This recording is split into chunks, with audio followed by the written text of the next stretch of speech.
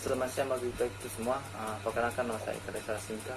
Di sini saya akan membawakan materi yang berupa berjudul seni rupa dua dimensi. Jadi kita sering mendengar itu apa itu seni rupa, apa itu seni rupa dua dimensi. Mari kita bahas bersama apa itu seni rupa dua dimensi.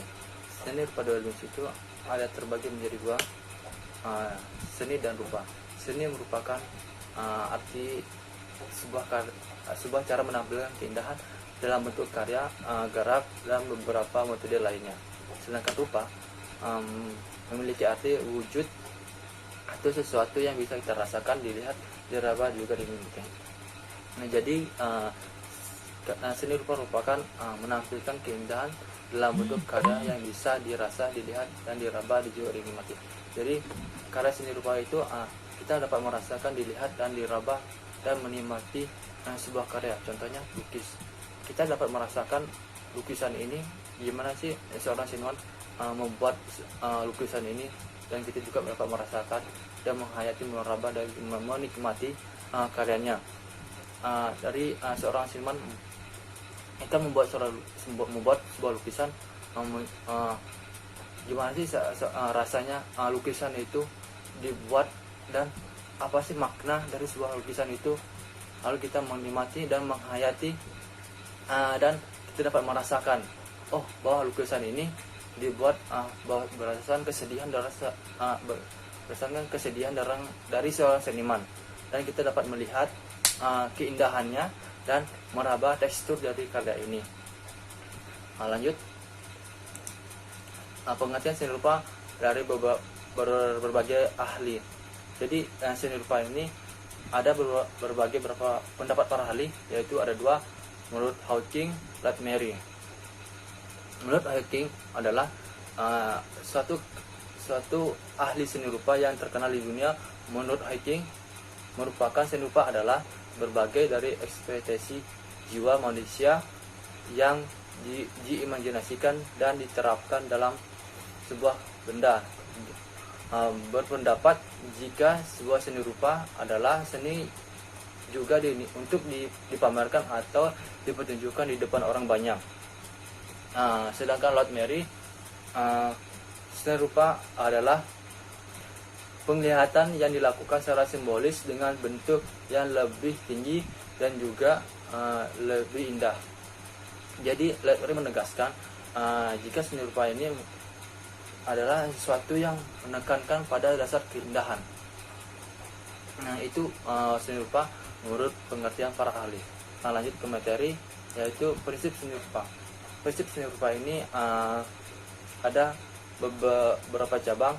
Ada kesatuan, keseimbangan, irama, komposisi, proporsi, pusat perhatian, keselarasan, gradasi, dan penekanan. Kita bahas satu. Yang pertama, kesatuan unity.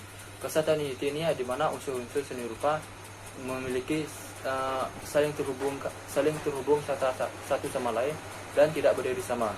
Contohnya ini, dia saling terhubung satu sama lain dan tidak berdiri sendiri. Dan keseimbangan. Keseimbangan ini hubungan antara berat ringan suatu karya seni rupa. Karya seni maksudnya. Jadi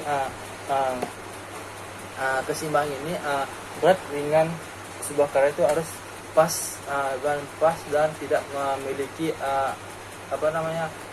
simetris dan asimetris, itu harus sama. Contohnya ini, misalnya ini bingkai, dia memiliki keseimbangan yang pas antara sisi kiri dengan sisi kanan. Atas bawahnya juga memiliki keseimbangan dan yang enak dilihat, irama. Di mana irama ini pengulangan satu lebih atau unsur secara teratur dan terus menerus sehingga mempunyai kesan yang bergerak. Di mana unsur seni rupa ini memiliki pengulangan selalu, maksudnya mengulang dan mengulang dalam bentuk karya dan mempunyai irama. Contohnya, ini kan bunga ada empat daun. Lalu kita melakukan sebuah pengulangan.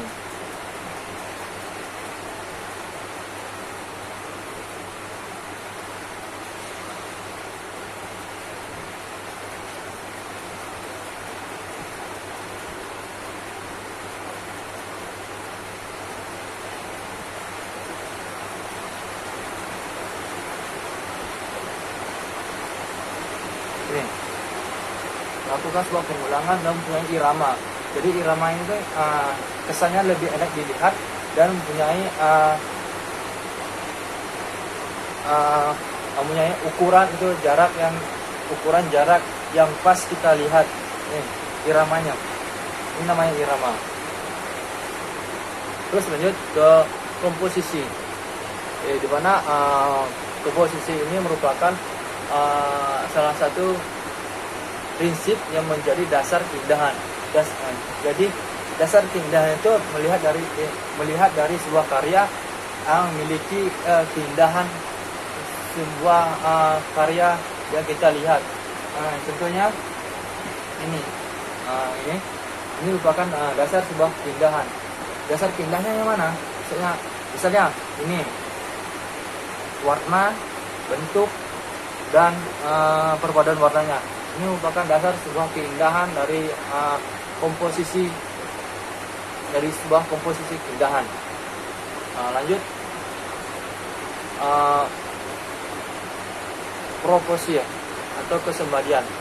Proporsi ini merupakan membandingkan bagian satu dengan bagian lain hingga dilihat selaras dan enak dipandang. Jadi proporsi ini dapat merupakan dimana terlihat selaras dan enak dipandang. Seperti kita lihat ini, lukisan ini kita selaras dan enak untuk dipandang. Punyanya besar kecil, panjang pendek, luas sempit, tinggi rendah, dan masalah prinsip proporsinya.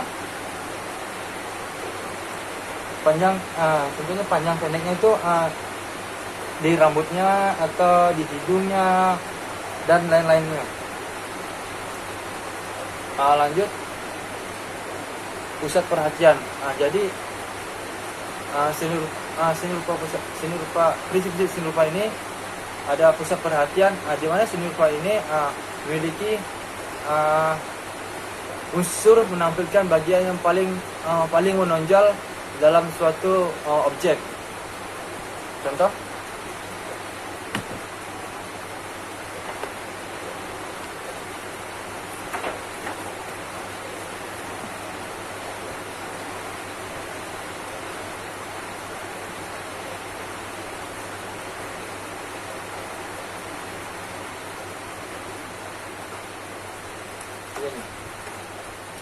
di sini ada titik-titik. Jadi pusat perhatiannya adalah pada tambah. Jadi inilah pusat perhatian. Jadi ada bidang. Jadi ada titik. Misalnya ada 20 titik. Tidak salah, ada 20 titik yang hanya satu. Jadi masalahnya adalah tambah ini. Jadi inilah pusat perhatian yang selalu kita lihat, bukanlah pada titiknya. Lanjut, di pusat perhatian keselarasan. Jadi keselarasan ini menyatukan unsur-unsur di mana seni rupa berbagai bentuk benda. Keselarasan ini adanya kesesuaian dan kesamaan dan tidak bertentangan. Jadi keselarasan ini mempunyai perpaduan antara alam, pepohonan, hewan, dan daun-daun. Itu mempunyai keselarasan yang mempunyai kesembadian yang harmonis. Jadi sebuah karya itu harus mempunyai selaras dengan yang kita buat. Contohnya kita membuat gunung. Kita membuat gunung, lalu ada air mengalir, pepohonan, dan burung.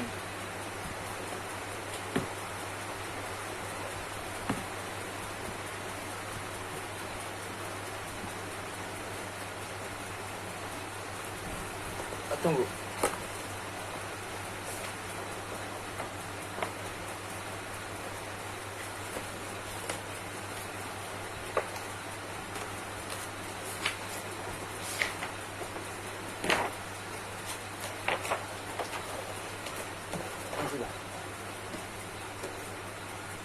Misalnya kita di sini, kita menggambar gunung.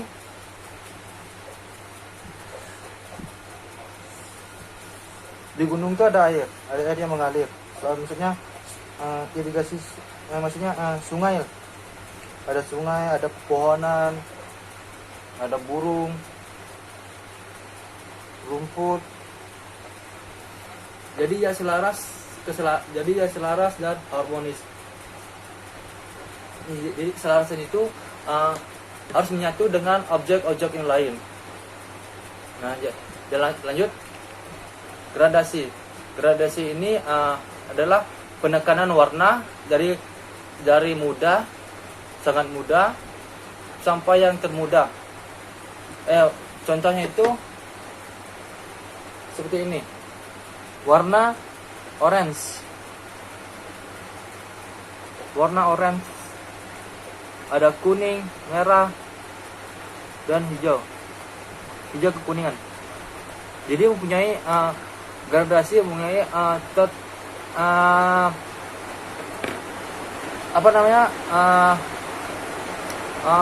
saling tertumpuk dengan warna yang satu, yang mempunyai warna yang sama. Kuning, orange, kuning, habis itu kuning kehijauan. Di sini ada kuning kehijauan. Terus lalu ke hijau muda dan hijau tua. Lanjut ke penekanan. Jadi penekanan ini mengatur perbedaan dari dua unsur yang berlawanan. Benda mencolok terletak di warna, bentuk, dan ukuran sehingga karya ini tidak terkesan lama. Contohnya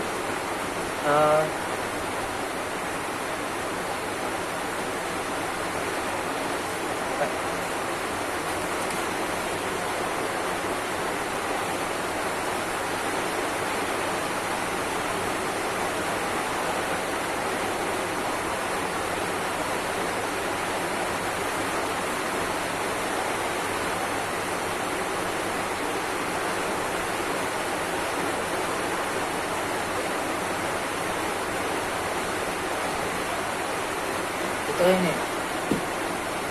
Sini ada segi 4. Ada di sini yang garis sini ada warna hitam, putih, hitam, putih.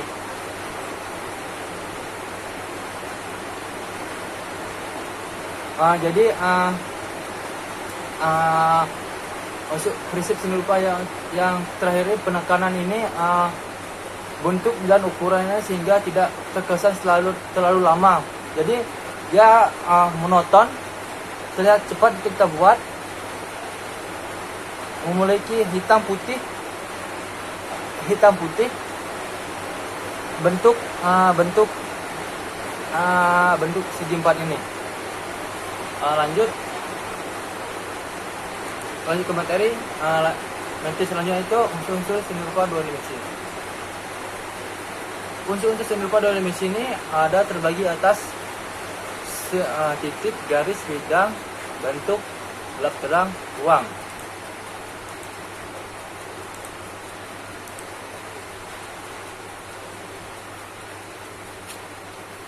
Unsur seni rupa 2 dimensi, yang titik ini merupakan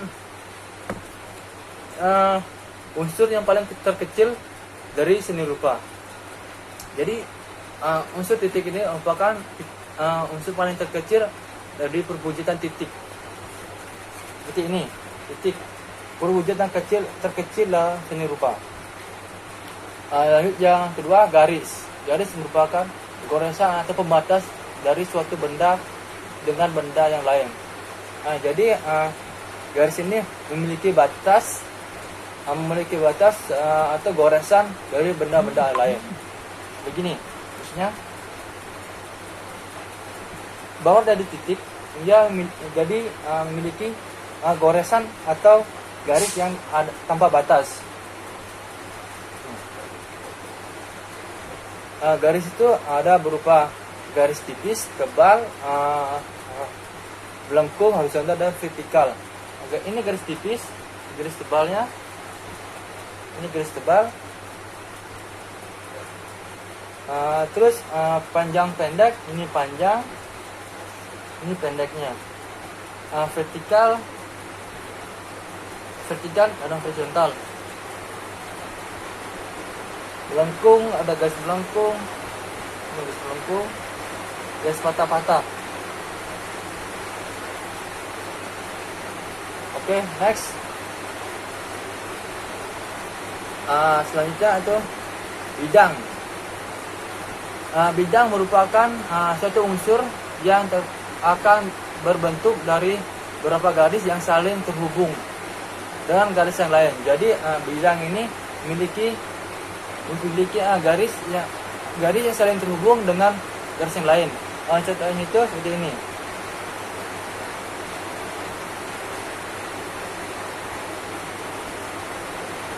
Ini namanya bidang. Dia saling terhubung dengan satunya sama lain.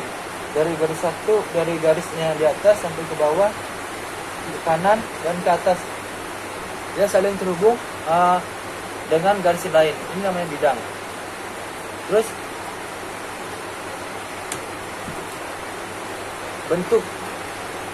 bentuk ini adalah bentuk dari suatu benda yang bisa dilihat dan diraba karena memiliki unsur nilai dari suatu benda. Berarti jadi bentuk ini kita dapat melihat dan dapat meraba dari objek yang kita lihat. Contohnya itu misalnya kita melihat gelas, bentuknya gimana, lalu kita merabanya, kasarkah, haluskah. Terus ada tekstur ini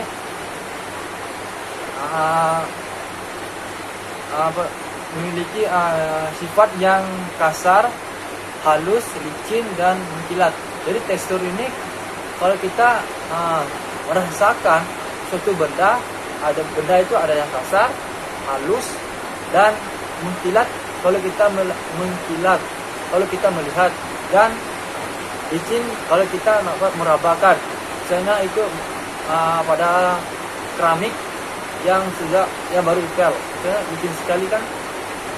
Dan kasar ini kita kalau kasar, benda kasar yang kita dapat kita raba itu pada batako yang baru kita bikin, itu teksturnya sangat kasar sekali. Dan warna adalah berdasarkan pigmen warna atau berdasarkan bioder, yaitu butiran halus dari warna. Warna ini ada beberapa dasar, itu warna pigmen, sekunder, dan tersier. Lanjut, gelap terang ini memberikan kesan ruang atau ke dalam, akan memberikan kesan 3 dimensi pada suatu benda yang ada. Contohnya itu seperti ini.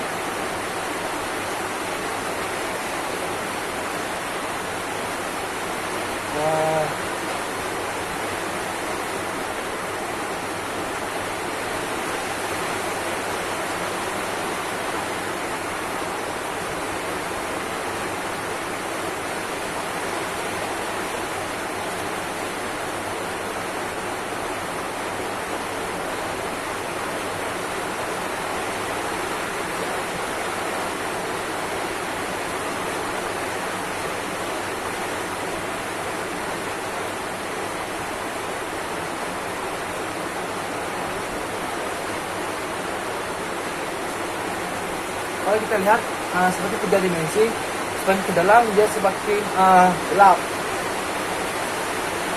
Ini contohnya gelap terang. Dan ruang ini sangat bergantung pada luas bidang yang digambar. Jadi bidang ini memiliki ruang biasa kita menggambar. Contohnya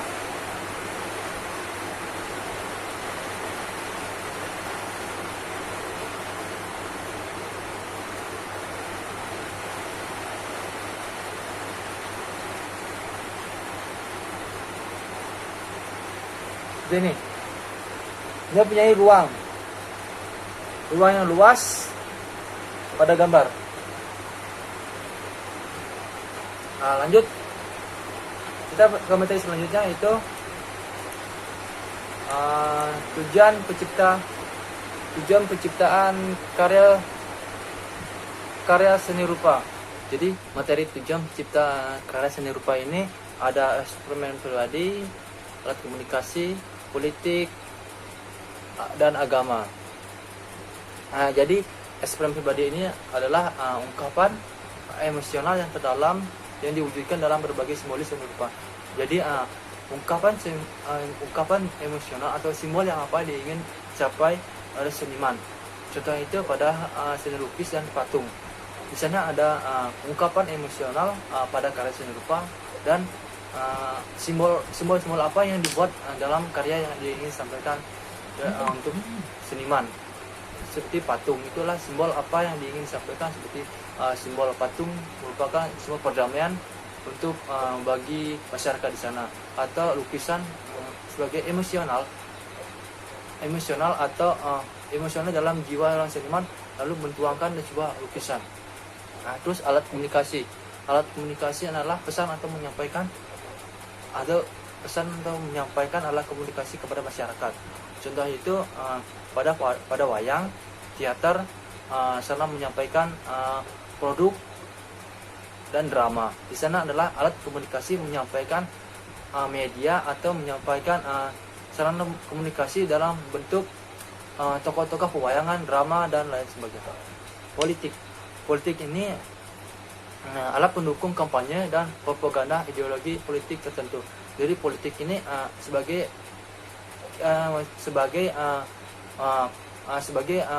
alat kampanye atau propaganda ideologi yang sering kita lihat di jalan yang dilakukan oleh mahasiswa, atau pada saat kita RU yang baru tahun ini yang dilakukan oleh mahasiswa, yang itu propaganda atas undang-undang yang dibuat oleh pemerintah. Agama ini adalah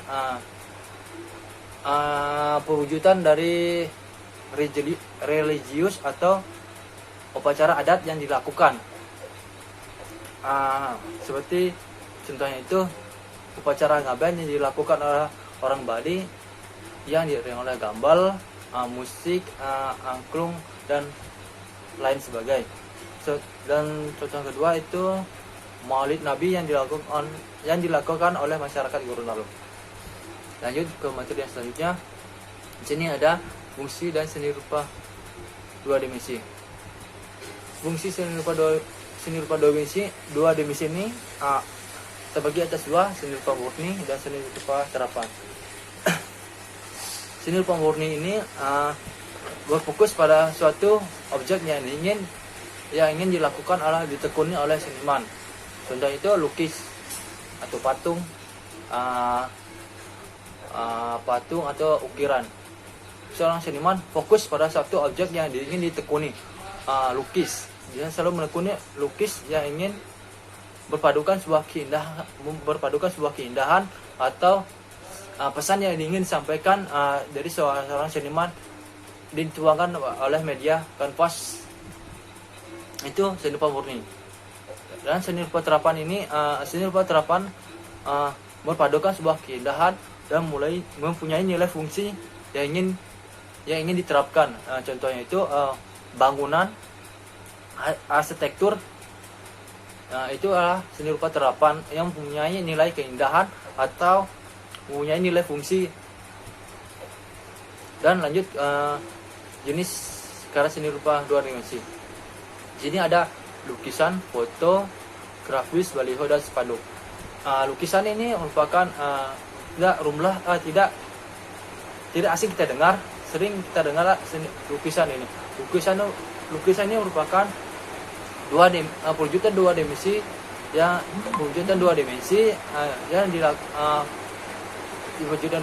dituangkan oleh memiliki sapuan puas atau mempunyai keindahan yang dilakukan oleh seniman. Jadi lukisan ini mempunyai keindahan atau warna dan tekstur atau yang ingin disampaikan oleh seniman. Foto ini merupakan kertas atau pencahayaan yang dilakukan oleh fotografer. Jadi foto ini adalah teknik melalui cahaya atau dilakukan oleh profesional fotografer. Grafis merupakan teknik cetak yang dilakukan teknik cukil. Jadi cara kita membuat teknik grafis adalah merupakan harus ada desainnya dalam sebuah kertas, lalu mencetaknya dalam bidang kayu. Itu sering kita lakukan pada teknik cukil. Baliho adalah teknik menyampaikan pesan atau pada iklan.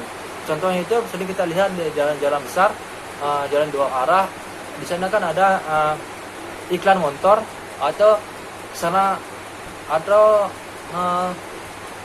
untuk menyampaikan pesan. Kalau dan spanduk adalah alat sebagai menyampaikan alat apresiasi yang ingin disampaikan. Contohnya itu pas melaksanakan kegiatan demo-demo atau melaksanakan kegiatan politik. Di sana kan ada sumber yang besar pemerintah. Di sanalah fungsi spanduk sebagai alat penyampaikan pesan atau propaganda yang ingin disampaikan oleh orang tersebut yang dilakukan. Itulah materi yang sudah saya sampaikan. Kurang dan lebihnya mohon maaf. Materi ini akan berlanjut dan akan diperdalam lagi. Sekian dan terima kasih.